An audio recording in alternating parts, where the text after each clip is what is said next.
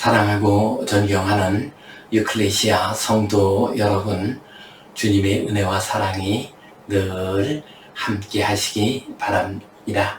에베소서 5장 3절 말씀에 음행과 온갖 더러운 것과 탐욕은 너희 중에서 그의 이름조차도 부르지 말라. 이는 성도에게 마땅한 바니라 말씀하셨습니다. 추하고 악하고 좋지 않은 말은 우리 입술에서 이름조차도 부르지 말아야 하겠습니다. 우리 함께 사도신경 고백하심으로 유클레시아 예배 시작하겠습니다. 나는 전능하신 아버지 하나님 천지의 창조주를 믿습니다. 나는 그의 유일하신 아들 우리 주 예수 그리스도를 믿습니다. 그는 성령으로 잉태되어 동정녀 마리아에게서 나시고 본디오 빌라도에게 고난을 받아 십자가에 못 박혀 죽으시고 장사된 지 사흘 만에 죽은 자 가운데서 다시 살아나셨으며 하늘에 오르시어 전능하신 아버지 하나님 우편에 앉아 계시다가 거기로부터 살아있는 자와 죽은 자를 심판하러 오십니다. 나는 성령을 믿으며 거룩한 공교회와 성도의 교제와 죄를 용서받는 것과 몸의 부활과 영생을 믿습니다. 아멘. 우리 함께 찬송 405장 드리겠습니다.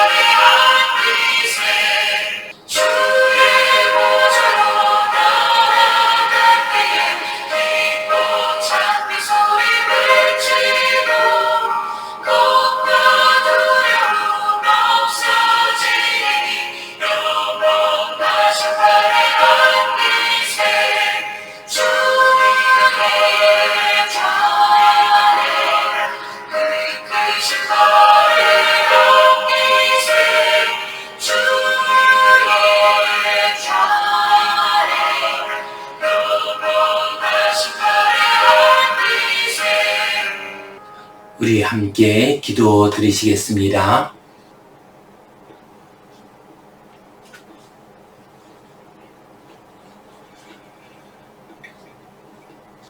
하나님 아버지 은혜에 감사합니다. 오늘도 저희에게 복된 날 허락해 주시고 주님 앞에 나와 예배하게 하시니 감사합니다.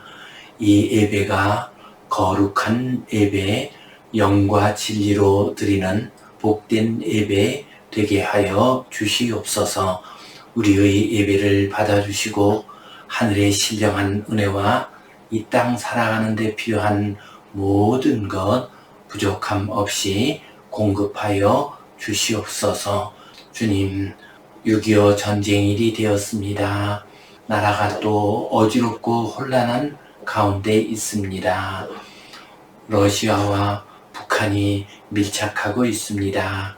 저 우크라이나 땅에서는 또한 이스라엘 땅에서도 전쟁의 소식이 계속 들려오고 있습니다. 주님, 이 땅을 불쌍히 여겨 주시옵소서. 이 땅에 평화를 내려 주시옵소서. 한 해의 절반이 지나가고 있습니다. 지난 반년 돌이켜보며 감사하게 하시고 맥주 감사의 첫 열매를 거두게 하여 주시옵소서. 이 땅 위의 모든 주의 백성들에게 복을 내려주시고 평안케 하여 주시옵소서. 감사하오며 예수님 이름으로 기도하옵나이다. 아멘. 하늘에 계신 우리 아버지, 아버지의 이름을 거룩하게 하시며 아버지의 나라가 오게 하시며 아버지의 뜻이 하늘에서와 같이 땅에서도 이루어지게 하소서. 오늘 우리에게 일용할 양식을 주시고 우리가 우리에게 잘못한 사람을 용서하여 준 것 같이 우리 죄를 용서하여 주시고 우리를 시험에 빠지지 않게 하시고 악에서 구하소서. 나라와 권능과 영광이 영원히 아버지의 것입니다. 아멘. 오늘은 잠언의 실제적 교훈 가운데서 꿀송이 같고 양약 같은 말, 이 제목 가지고 함께 은혜를 나누겠습니다. 참 우리는 말이 거친 시대를 살고 있습니다. 따뜻한 격려의 말보다 공격하는 말, 다른 사람의 가슴을 아프게 하는 말이 이 땅 위에 가득 차 있습니다. 여기에는 정치인들의 책임과 또한 일부 정치 유튜버들의 책임이 크다고 생각을 합니다. 진영 논리가 팽배하고 있습니다. 이른바 팬덤 정치를 하고 있습니다. 그래서 국민 모두를 생각하는 것이 아니라 자기 지지자들만 생각을 합니다. 그래서 열성 지지자들의 입맛에 맞는 말을 하려고 합니다. 이러다 보니까 다른 사람을 공격하고 칼과 같이 찌르는 말을 하게 됩니다. 참 정치적으로 어지럽고 혼란한 세상 가운데서 살아가고 있습니다. 이러한 때에 우리의 입술을 잘 관리하도록 합시다. 칼과 같은 말이 아니라 꿀송이와 같은 말 함으로써 이 세상을 아름답고 거룩하게 만들어가는 귀한 성도님들 되시기를 간절히 바랍니다. 우리 함께 오늘 본문 말씀 같이 보겠습니다. 칼로 찌름같이 함부로 말하는 자가 있거니와 지혜로운 자의 혀는 양약과 같으니라. 지혜로운 자의 마음은 그의 입을 슬기롭게 하고 또 그의 입술에 지식을 더하느니라. 선한 말은 꿀송이 같아서 마음에 달고 뼈에 양약이 되느니라. 아멘. 오늘 말씀 같이 살펴보겠습니다. 18절 말씀. 칼로 찌름같이 함부로 말하는 자가 있거니와 지혜로운 자의 혀는 양약과 같으니라. 함부로 말하는 사람은 칼로 다른 사람의 마음을 찌르는 것과 같다 하고 말씀하십니다. 여기서 함부로 말한다는 것은 생각 없이 말하는 것, 상대방의 처지나 형편을 고려하지 않고 하는 말을 의미합니다. 또한 상대방을 무시하는 말, 거친 말을 의미합니다. 이렇게 함부로 하는 말, 생각 없이 하는 말, 이런 말은 칼로 찌르는 것과 같다라고 말씀하십니다. 곧 칼이 찌르면은 상처가 납니다. 이와 마찬가지로 말도 우리의 가슴을 찌르게 되면은 그것이 큰 상처가 됩니다. 어떤 경우 칼로 찔려서 당한 상처보다도 말로 인해서 당한 상처가 더 깊고 더 오래 가는 것을 볼 수가 있습니다. 그러나 지혜로운 자의 혀는 양약과 같다라고 말씀하십니다. 지혜로운 자의 혀, 곧 생각을 깊이 하고 말하는 사람의 말, 사려 깊은 말, 상대방을 이해하고 격려하는 말, 이런 말은 양약과 같다라고 말씀하십니다. 양약, 곧 좋은 약입니다. 인간의 마음과 또한 삶의 상처를 치유해 주는 것이 지혜로운 말입니다. 이처럼 말은 칼과 같이 우리의 마음에 상처를 줄 수도 있고, 또한 양약, 좋은 약과 같이 우리의 상처 입은 마음을 치유해 줄 수도 있는 법입니다. 23절 말씀 보겠습니다. 지혜로운 자의 마음은 그의 입을 슬기롭게 하고 또 그의 입술에 지식을 더하느니라. 지혜로운 자의 입술은 슬기를 더해주고 지식을 더해준다 하고 말씀하십니다. 말을 통해서 지혜를 얻고 또한 말을 통해서 지혜를 나눌 수가 있습니다. 진리를 깨닫는 중요한 길이 바로 말입니다. 우리가 좋은 말을 들을 때, 지혜로운 말을 들을 때 인생을 새롭게 보게 됩니다. 인생의 의미를 다시 느끼게 됩니다. 성현들의 말씀을 보면 모두 다 인생의 지혜를 주는 말씀입니다. 예수님의 말씀은 말할 것도 없고요. 공자님의 말씀을 기록해 놓은 논어라든가 또는 소크라테스의 말씀을 기록해 놓은 여러 저술들을 보면 참 지혜가 있다 하는 것을 느끼게 됩니다.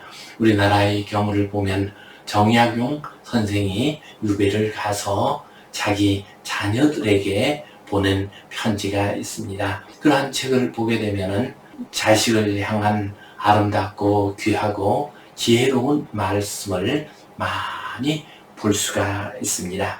이처럼 지혜로운 말은 우리의 마음을 슬기롭게 하고 지식을 더해 줍니다. 성도 여러분, 우리가 많이 배우지 못했다 할지라도 지혜롭게 말을 할 수가 있습니다.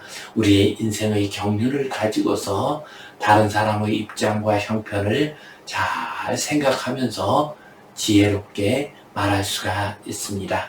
그렇게 해서 다른 사람에게 지혜를 더하고 지식을 더하는 복된 성도님들 되시기를 간절히 바랍니다. 24절 말씀, 선한 말은 꿀송이 같아서 마음에 달고 뼈에 양약이 되느니라. 선한 말은 꿀송이 같다라고 말씀하셨습니다. 여기서 선한 말은 히브리어 원어로 이메레 노암 이렇게 되어 있습니다. 이메레라고 하는 것은 말이라는 뜻이고요. 노암이라고 하는 것은 즐거움이라는 의미를 가지고 있습니다. 그래서 이 말은 즐거운 말, 유쾌한 말, 이런 의미로 해석할 수가 있습니다. 영어로는 pleasant words 이렇게 번역을 하고 있습니다. 선한 말은 어떤 말입니까? 유익을 주는 말, 사랑이 담긴 말, 인생길의 지혜를 주는 말입니다. 또한 위로하고 격려하는 따뜻한 말입니다. 무엇보다도 하나님 앞으로 인도하는 말, 하나님의 뜻과 사랑, 하나님의 손길을 깨달을 수 있도록 하는 말이 가장 선한 말이고 귀한 말이 됩니다. 이러한 선한 말은 꿀송이 같아서 마음에 달다, 또한 뼈에 양약이 된다 하고 말씀하셨습니다. 이렇게 아름다운 선한 말은 우리의 마음과 우리의 몸을 고쳐줍니다. 우리의 마음에 힘과 용기를 줍니다.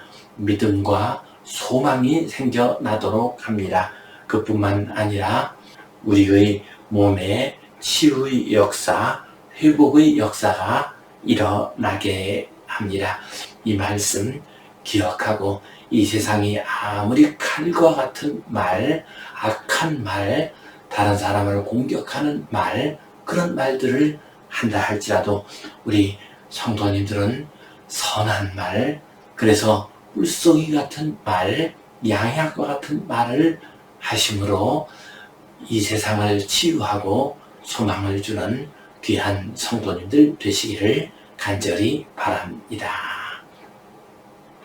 오늘 이 말씀의 의미 두 가지를 우리 자신에게 적용시키면서 함께 나누어 보겠습니다. 먼저 우리는 위로와 격려를 하는 꿀송이 같은 말을 해야 하겠습니다. 우리는 칼같이 찌르는 말을 해서는 안 됩니다. 칼같이 찌르는 말은 다른 사람을 낙심하게 만듭니다. 다른 사람을 위축시킵니다. 그러나 우리가 위로와 격려의 말을 할 때에 그 말을 듣는 사람이 새 힘을 얻게 됩니다. 또한 소망을 간직하게 됩니다. 이러한 힘을 얻고 소망을 간직하는 것은 그 말을 듣는 사람뿐 아니라 그 말을 하는 사람도 똑같이 그런 마음이 들게 됩니다. 저도 마음이 우울하고 그럴 때라도 하나님의 말씀을 열심히 전하고 나면은 그 말씀을 통해서 성도들이 은혜를 받을 뿐만 아니라 그보다 먼저 나 자신이 은혜를 받는 경험을 참 많이 했습니다. 위로와 격려의 말, 꿀송이와 같은 말은 예수님의 말씀을 통해서 우리는 많이 발견할 수가 있습니다. 듣기만 해도 우리의 마음을 기쁘게 하고 소망을 주는 마태복음 11장 28절에서 30절 말씀이 있습니다. 수고하고 무거운 짐진 자들아 다 내게로 오라. 내가 너희를 쉬게 하리라. 나는 마음이 온유하고 겸손하니 나의 멍에를 메고 내게 배우라. 그리하면 너희 마음이 힘을 얻으리니 이는 내 멍에는 쉽고 내 짐은 가벼움이라 말씀하셨습니다. 또한 마가복음 5장 23절 말씀을 보면은 12해 동안 혈루증 걸렸다 주님 앞에 나온 여인, 주님의 옷자락을 잡은 여인에게 주님께서 하신 말씀입니다. 딸아, 내 믿음이 너를 구원하였으니 평안히 가라. 내 병에서 놓여 건강할지어다 말씀하셨습니다. 이런 예수님의 말씀은 참으로 우리에게 소망을 줍니다. 절망 가운데, 죄악 가운데 빠졌던 인생들에게 새 힘을 주는 말씀입니다. 지금 우리 시대에는 공격하는 말, 칼과 같은 말이 필요한 것이 아닙니다. 우리에게 필요한 것은 위로의 말, 격려의 말이 필요합니다. 미국에서 있었던 하나의 아름다운 이야기입니다. 어떤 젊은이가 인생에서 여러 가지 일을 하다가 실패하고 말았습니다. 낙심이 들고 말았습니다. 국어를 하게 됩니다. 그냥 국어를 하기에는 그래도 염치가 없었던지 싸구려 볼펜을 놓고서 하나에 1달러씩 사달라고 말하면서 국어를 했습니다. 사람들은 다 본척만척 지나갔습니다. 가끔이라도 그 볼펜을 사는 사람도 1달러를 주고 같이 볼펜을 가져가지는 않았습니다. 그런데 한 사업가가 지나가게 되었습니다. 그리고 그의 앞에 앉았습니다. 그리고 말하기를 이 볼펜이 얼마입니까? 하고 물어보았습니다.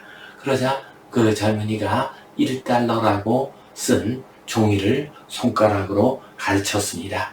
그러자 그분이 말을 했습니다. 사장님, 손님에게 그게 무슨 태도요? 상냥하게 직접 말씀을 하셔야지요 라고 말했습니다.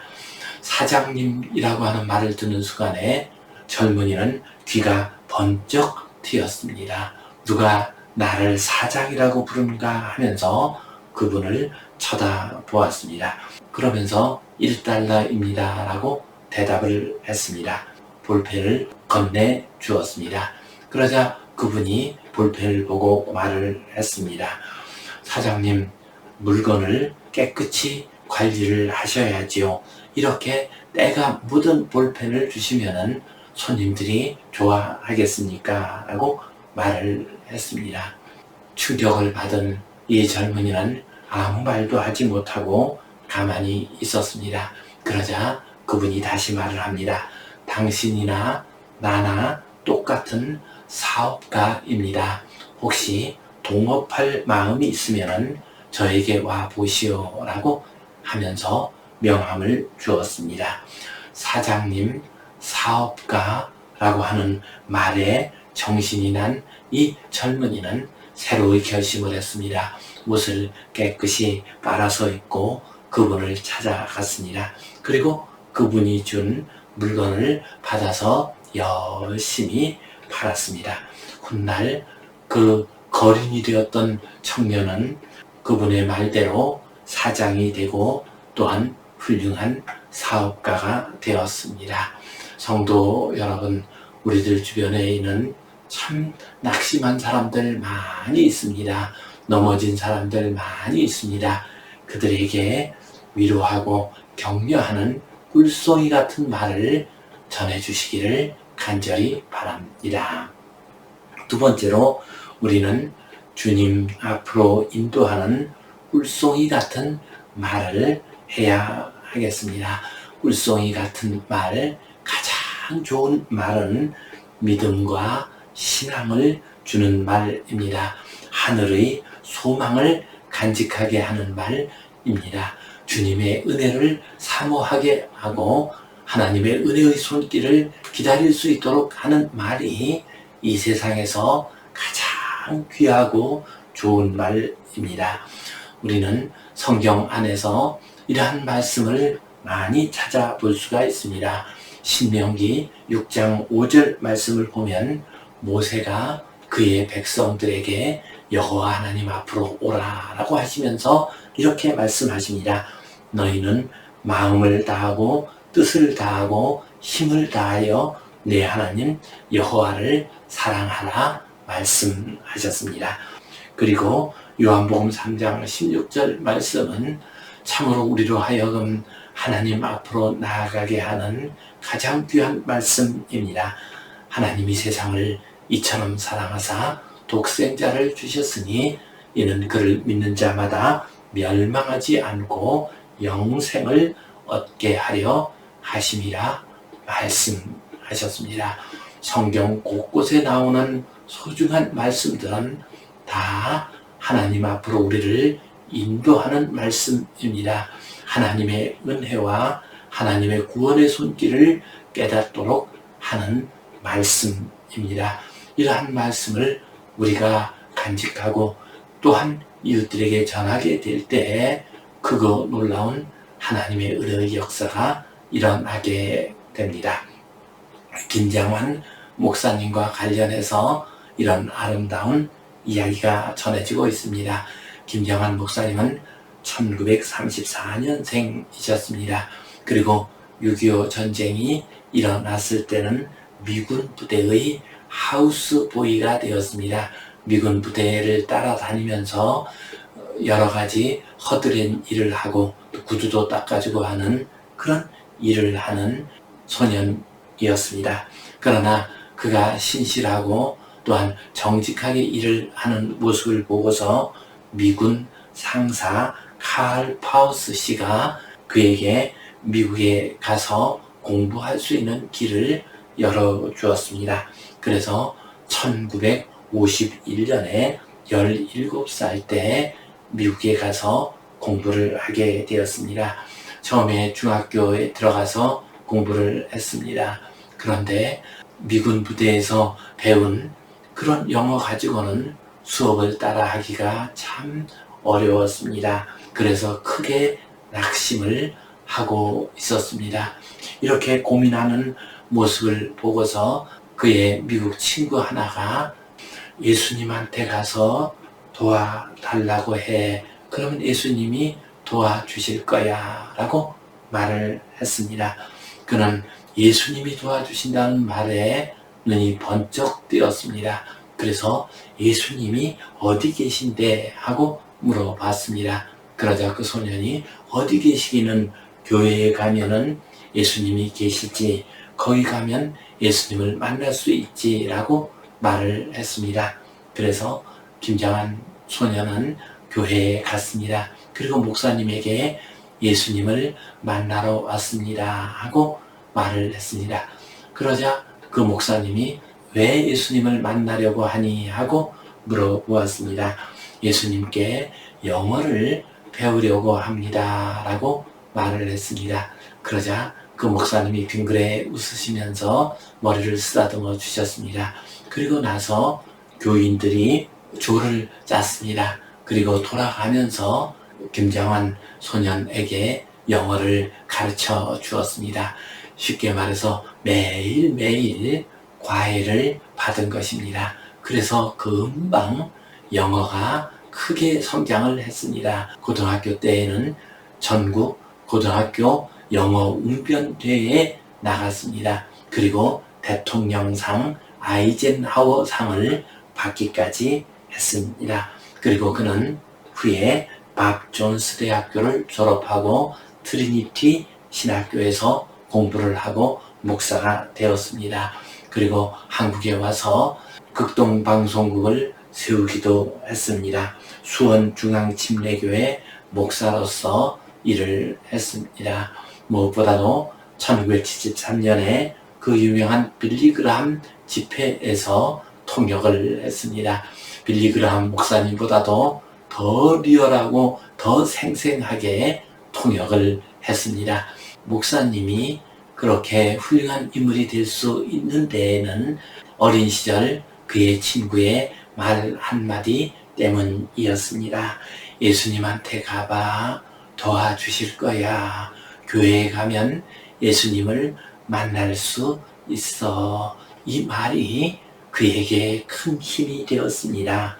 주님 앞으로 인도하는 꿀송이 같은 말이었습니다. 성도 여러분, 지금도 예수님 앞으로 와야만 살 수 있는 사람들이 참 많이 있습니다. 낙심하고 넘어진 사람들이 참 많이 있습니다. 그들에게 주님 앞으로 인도하는 말, 꿀송이 같은 말을 증거해 주시기를 간절히 바랍니다. 우리 함께 기도드리겠습니다. 하나님 아버지, 은혜에 감사합니다. 칼과 같은 말이 난무하고 있는 세상을 살고 있습니다. 그래도 우리의 입술을 지켜 주시옵소서. 지혜로운 말을 하게 하여 주시옵소서. 꿀송이와 같은 말, 양약과 같은 말을 하게 하여 주시옵소서. 예수님 이름으로 기도하옵나이다. 아멘. 이제는 우리 주 예수 그리스도의 은혜와 하나님 아버지의 크신 사랑과 성령님의 감동, 감화하심, 교통하심, 위로하심, 회복하심의 역사가 꿀송이 같은 말, 양약과 같은 말을 하여 이 세상에 소망을 주고 이 땅 백성을 주님 앞으로 인도하기를 소원하는 모든 주의 자녀들 위해, 이 땅의 모든 교회들을 위해 이제로부터 영원토록 함께 하시옵기를 간절히 축원하옵나이다. 아멘.